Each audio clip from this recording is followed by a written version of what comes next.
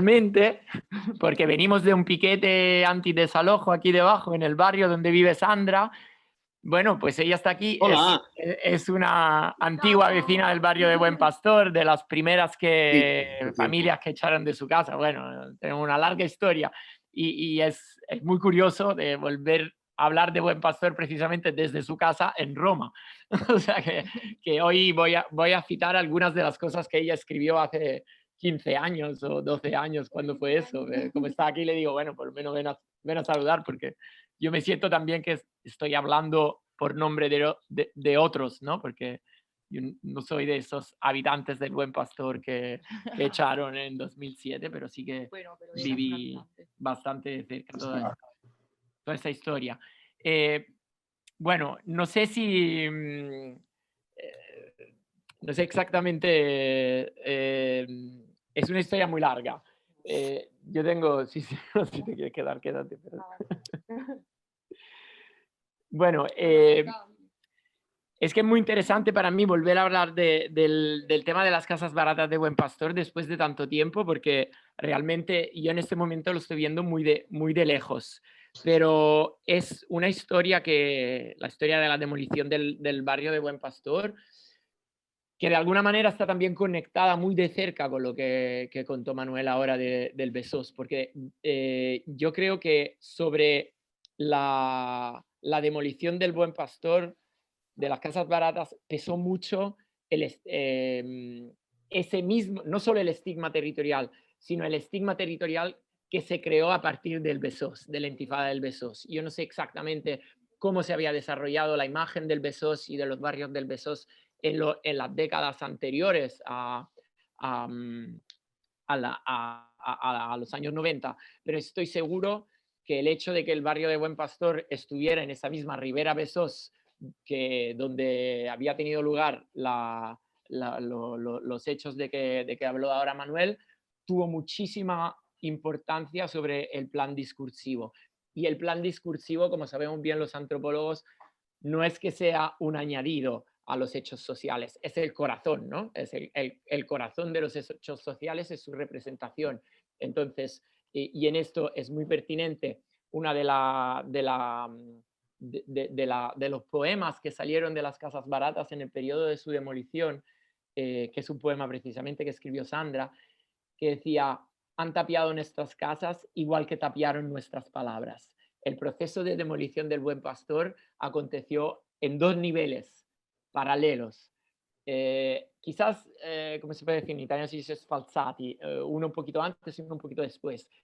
El nivel de la demolición simbólica precedió y preparó el terreno para la demolición real. Y yo creo que al verlo desde la distancia, digamos, temporal, es bastante claro qué papel tuvo la demolición simbólica en la construcción de la demolición real. Yo ahora estoy viendo todos esos acontecimientos de la demolición del Buen Pastor que aconteció desde empezaron a demolir las casas baratas. Eran, bueno, no sé si hace falta repetir toda la historia, de todas maneras, eran 784 casas en la parte más geográficamente marginal del área metropolitana de Barcelona, que se empezaron a demolir, construidas en 1929, que se empezaron a demolir en 2003. Lo que me parece perdón, se empezaron a demolir en 2007, el proyecto se aprobó en 2001 y, digamos, el movimiento para impedir la demolición empezó sobre 2003-2004, que es precisamente cuando yo llegué al barrio. Yo viví alrededor y dentro de Buen Pastor desde más o menos 2003 hasta 2010, si no me equivoco, y fue el periodo en que creamos una serie de grupos de habitantes y forasteros, un poco obsesionados con esta división, ¿no? De quién está dentro y quién está fuera. Nos tragamos mucho el cuento sobre el barrio solo decide quién está dentro, que tiene una parte de verdad, pero los barrios son también propiedad de la ciudad en su conjunto, ¿no? Bueno, hay muchos debates en retrospectiva, muchos discursos, muchas reflexiones que se me ocurren a casi 15 años de distancia del principio del conflicto del Buen Pastor. Y Pero lo que más me llama la atención es cómo se ha movilizado constantemente la idea de la marginalidad geográfica. Por toda una serie de traslados que tuve yo desde el desalojo de Buen Pastor y la vuelta aquí en Italia y todo eso, perdí muchísimo material, muchísimo artículos de periódicos que había guardado durante mucho tiempo, y los pocos que guardo y que he conseguido recuperar, de hecho, todo el rato hablan de este continua oscilación, ¿no? En la representación entre lo marginal y lo regenerado. Constantemente el Buen Pastor es objeto, en todos los artículos en que se habla de esos años, eso es uno de los más, de los últimos, del 2010, en que por un lado, a distancia de un par de meses, sale el cierre de fábricas, Burberry tanca la fábrica del Bon Pastor, y el superamiento del aislamiento geográfico. Bon Pastor s'acosta encara més al centre de Barcelona. Yo creo que más claro que esto, más claro que un artículo como este, de que la geografía es totalmente sentimental, es moral en describir un barrio aislado, así como es definido el Buen Pastor, me parece que es muy evidente, ¿no? Algunos de los titulares de periódicos que recuerdo de esta época es un impulso para salir del aislamiento, para digamos, alabar la demolición de las casas baratas y la construcción de nuevos pisos, ¿no? Si vemos la representación actual del Buen Pastor, que yo veo solo a través de, digamos, de la distancia, bueno, la última noticia, que es de hace pocas semanas, es la construcción de una instalación de Amazon en el Buen Pastor. Entonces, si comparamos en distancia de 10 años toda una serie de discursos que alababan el fin de la industrialización en el barrio, y los de 10 años después, que en cambio evocan una regeneración de la urbanización en el barrio, y tengo uno aquí del mismo ayuntamiento que pone impulso para reindustrializar el Buen Pastor. Bueno, queda claro que aquí alguien está jugando. O sea, se está jugando con la distancia, con la proximidad, con la industria, con la deindustrialización, con el acercarse y con el alejarse del barrio. Y eso es una cosa que durante los años del derribo era bastante clara. Había un espacio de discurso que era constantemente objeto de transformaciones, ¿no? Había momentos en que las casas baratas se demolían por obsoleta, y hay momentos, como a partir del 2009, 2010, en que la demolición se justifica también como parte de un proceso de recuperación de un patrimonio histórico. Cualquier cambio en cómo se representa el barrio es constantemente cooptado por un discurso que mira, que apuesta, perdón, es que me lío un poco con la lengua, a legitimar su demolición, ¿no? Entonces, hay otro de estos, no sé si queréis ver alguna imagen, y tengo aquí abierto a ver si puedo, una, una serie de materiales que hicimos en esta época. Esto es la revista vecinal La Replaceta, ¿la veis? ¿Veis algo? Sí, se ve. Sí, en que precisamente reproducíamos algunas de las palabras de los habitantes durante estos años, ¿no? Esta es la, la poesía de "Han tapiado nuestras casas igual que tapian nuestras palabras". Hay otra que es muy interesante, no sé si lo veis, si hago así, ¿veis lo mismo o cambia? Me parece que se ve lo mismo. ¿Se ve lo mismo? Entonces tengo que... eh, ay, claro. A mí también me da muchísimo para todo eso. New share. Em, sí, creo que sería este. Sí, ese es el primer número de La Replaceta, en que reproducimos un cuento que escribió un habitante del barrio que se llama El ogro de la remodelación, un cuento para mayores. Los habitantes veían la remodelación del barrio como un monstruo y aquí hay un dibujo de una niña de entonces, la Silvia, que ahora claramente tiene creo que 22 años, en que la remodelación llegaba como ogro, como monstruo, y acaba con el pueblo, ¿no? Y dice, un día, eras una vez un pueblecito llamado Buen Pastor, un pueblecito donde todos vivían en armonía y muy felices. El ogro de la remodelación llegó para acabar con la armonía, con el afecto y la ayuda que procesaban los vecinos unos con otros. La remodelación los dividió. Habían compartido toda una vida en armonía y el ogro la dividió. El ogro consiguió engañar, toda una serie de cosas. Sus vidas se convirtieron en euros que solo beneficiarían al ogro. Eso es interesante porque al verlo en retrospectiva, efectivamente y aquí hay otra portada de la Replaceta que hicimos entonces que decía, se vende barrio, ¿no? En el momento en que veíamos que las casas, mientras se difundía este discurso, los pisos construidos con dinero público, construidos para realojar a los habitantes de Buen Pastor, empezaban a enseñar estos carteles de en venta por Caixa Sabadell, ¿no?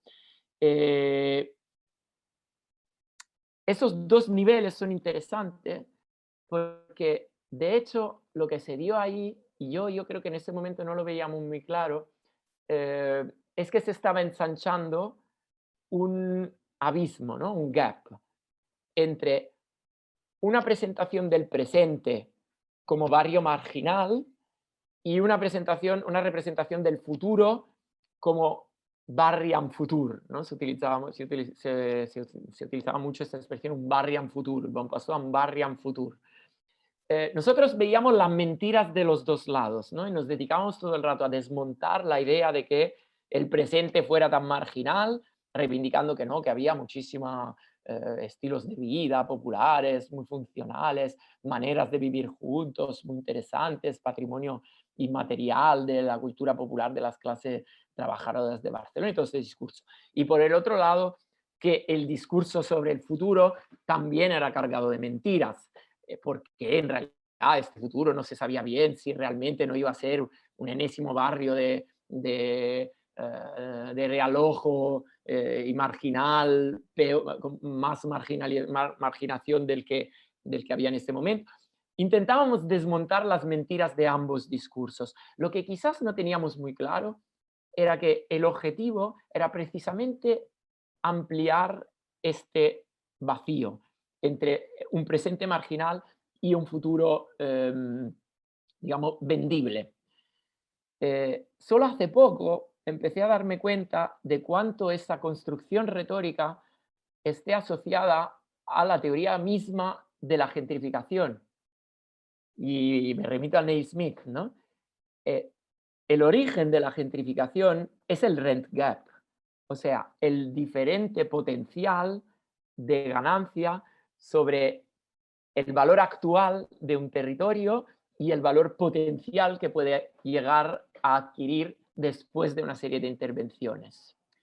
Es evidente, y no sé por qué no nos dábamos cuenta, que un discurso que apueste por eh, rebajar lo más posible el valor actual y aumentar cuanto más posible el valor futuro, es un discurso que no importa cuánto esté basado en mentiras o no, es un discurso publicitario finalizado a aumentar el rent gap. Cuanto más diferente es el potencial entre el barrio marginal aislado de ahora, vinculado con un pasado del cual necesariamente la línea misma del tiempo lo llevará fuera, y un barrio futuro en el cual se proyectan estos renderings de arquitectura que continúan tal cual como el último me llegó esta mañana, ahora os lo enseño, del museo de las casas baratas, con alrededor toda una serie de población, me lo pasó José Mancilla precisamente, toda una población de clase media, ¿no? De señoritas sentadas en las puertas, no las vecinas del Buen Pastor que hemos visto siempre que han sido desalojadas, sino una gente blanca y elegante que utiliza los mismos espacios de los cuales han sido desalojados los habitantes. Es evidente que proyectar un futuro de este tipo y un presente de este tipo funciona como un activo financiero, o sea, funciona como un producto que no solo aumenta el potencial de ganancia sobre lo que se construirá en el barrio, ¿no? Sino que constituye también una forma, y aquí me remito también a un poco de feedback de vosotros, de lo que, de cómo lo veáis, pero tengo bastante claro de que se trata de una forma de feticismo de la mercadería, ¿no? Fetichismo of commodity, ¿no? En Marx. Eh, Claramente la mercadería aquí no es solo digamos, es el espacio construido, ¿no? En el momento en que del espacio construido se consigue separar los productores, o sea, los habitantes, eh, es posible vender la mercadería del nuevo espacio como un producto que tiene un valor en sí, separándolo del trabajo que lo constituyó. Conocéis, ¿no?, la teoría del feticismo de la mercadería, ¿no? El discurso del capital funciona separando el trabajo del objeto que se vende, haciendo creer a quien lo compra que este valor es el valor del objeto en sí y no el valor del trabajo que lo ha producido, marginalizando completamente todo el proceso de construcción del espacio y dejando muy claro que todo el valor futuro se encarna en los nuevos pisos y en las nuevas intervenciones. Esta separación, que es la separación que sentían los habitantes de Buen Pastor con el logro de la remodelación, que llegaba y separaba y dividía, esta separación construye el nuevo valor de la mercancía, de los nuevos pisos y del nuevo barrio, como algo que está totalmente desvinculado de sus productores, que son los habitantes. No sé si pilláis la idea que estoy teniendo para entender qué es lo que realmente ha pasado con esta construcción discursiva, ¿no? Entonces yo creo que sería el momento de pensar el cuento de la marginalidad o el logro de la remodelación o el tapiar las palabras, ¿no? No tanto como una serie de mentiras, cuanto como una construcción que sirve para crear un activo financiero. Yo últimamente estoy prefiriendo casi más el término financiarización al término gentrificación. Eh, no ha entrado la Gentry en Buen Pastor. O sea, por cuanto el rendering, ahora intento encontrarlo, pero el rendering del nuevo barrio, con el nuevo museo, con estos niñitos blancos que juegan en la bici enfrente, eh, por cuanto se difunda en las redes sociales, esta no es y no será nunca la realidad del barrio de Buen Pastor. Es evidente. Es como si yo me insistiera en enseñar un paquete de galletas haciendo ver que la galleta no se parece a la galleta de la portada. No tiene ningún sentido insistir en la mentira de la publicidad. Lo que es importante, yo creo, es entender el fin de, de este discurso. Nadie se cree el discurso de la remodelación.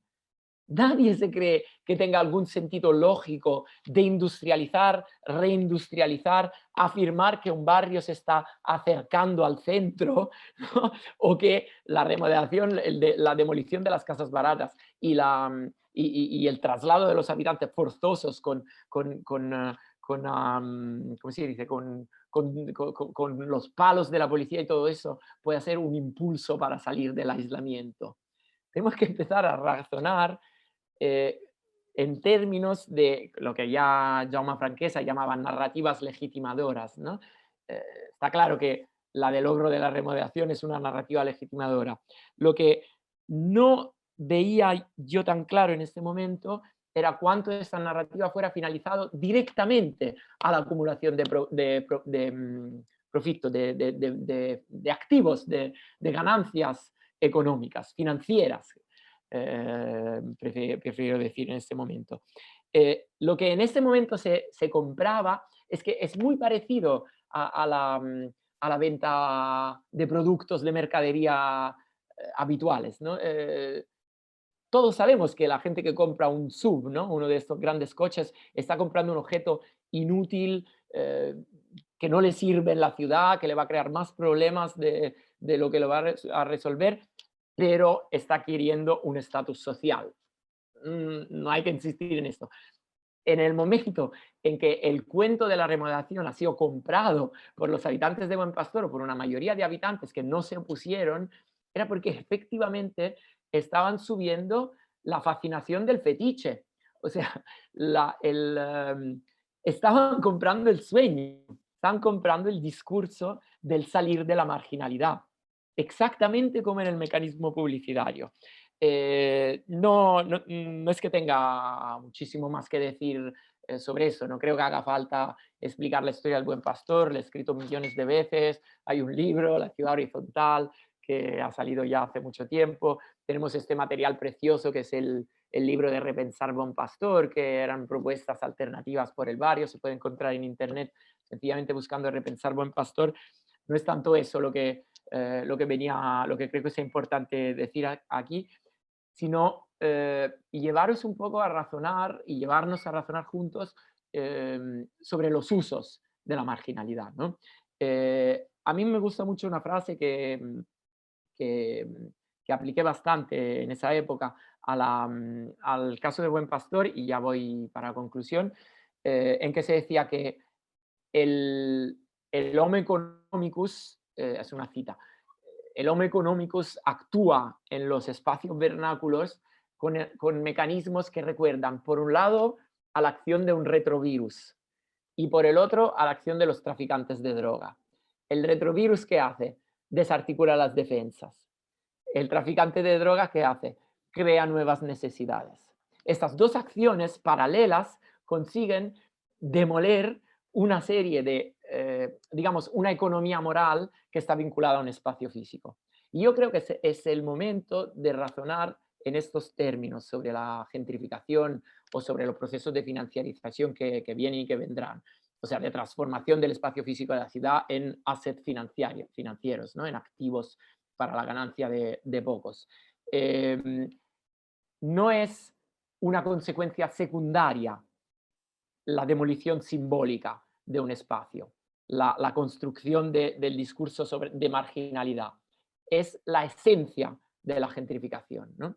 Y no es una consecuencia secundaria ni siquiera la desarticulación de las formas de vida tradicionales. No es que ellos quieran construir casas y acaban destruyendo formas de vida tradicionales. Es que es implícito en el proceso de gentrificación que se sustituya un un orden moral por otro. Eh, los espacios gentrificados, sobre los espacios gentrificados se gana gracias a la marginalización. La marginalización se construye a través de un proceso de, ¿cómo se puede decir? De proyección, digamos, bueno, Manuel a veces ha utilizado hasta la metáfora del exorcismo, ¿no? Se proyecta la idea del diablo, la idea del desorden, la idea de lo que hay que eliminar a toda costa, ¿no? Eh, pero sobre todo gracias al abandono. Los espacios marginalizados son espacios en que no se ha invertido. Y no se ha invertido expresamente para que estos espacios acumulen marginalidad simbólica para que luego sea mayor el potencial de rent gap, ¿no? Eh, pero por otro lado, y ya acabo, precisamente en los espacios donde no se ha invertido, florecen las culturas populares y las culturas autónomas. No es casual que la gentrificación siempre actúe en espacios donde hay muchísima vida propia y economías morales paralelas, sistemas de valores alternativos. Porque es precisamente en los espacios donde no se ha invertido, donde se está acumulando un rent gap, que la población construye formas alternativas de vida. Y yo creo que el buen pastor, para mí por lo menos, ha sido el origen de este pensamiento sobre la ciudad en términos de construcción de un dúplice discurso de la marginalidad y de la renovación, que son discursos que tienen clarísimas metáforas cristianas, ¿no? La regeneración, no hace falta ni decirlo, y la marginalidad está asociada con el demonio y con todo lo que decíamos antes. Eh, pero es que es precisamente a través de la construcción de ese discurso que se consigue acumular el potencial, eh, digamos, el potencial económico que luego dona paso a la construcción de las ganancias económicas, financieras. Ahora, el buen pastor, el próximo paso, así, bueno, el último paso ha sido la recalificación de un solar industrial de la Mercedes-Benz, que me acuerdo perfectamente cuando cerró. El solar fue recalificado por el ayuntamiento con el discurso típico de no hem gastat ni un duro, ¿no? No es verdad que no se haya gastado ni un duro. La recalificación de un solar de industrial a edificable es un dinero, o sea, son lo que aquí en Roma llamamos cubature, no tengo claro cómo se dice en español, pero en castellano, pero es moneda, o sea, los activos financieros se basan sobre metros cubos. En el momento en que ahí se crean estos metros cubos, se ha concluido el proceso de construcción del rent gap que había empezado con todo el discurso del aislamiento que se proyectó sobre Buen Pastor en los años en que yo estaba, en 2002, 2003. Yo creo que en este proceso y en los procesos que vendrán, eh, hay que ir con mucho cuidado porque cualquier discurso que construya distancia y que construya la idea de que haya eh, un gap, ¿no? Un abismo entre partes diferentes de la ciudad, está contribuyendo a la acumulación de activos financieros que acabarán en proyectos como lo que ahora las 1.500 viviendas privadas y el nuevo campus de la Universidad de Vic y que se está planificando sobre el Buen Pastor o el nuevo complejo de Amazon. Yo veo que estos fenómenos están estrechamente vinculados. Creo que es el momento de razonar sobre el plan discursivo en términos de cómo cómo favorece la construcción de acumulación financiera y más o menos es todo lo que quería decir. Os pido perdón por haber hablado de forma bastante confusa. De verdad vengo de un piquete ahora mismo y bueno, espero que haya sido igualmente útil y por cualquier cosa que tenga que ver sobre todo con el pasado de Buen Pastor, pero también con el presente, estoy aquí y bueno, a disposición.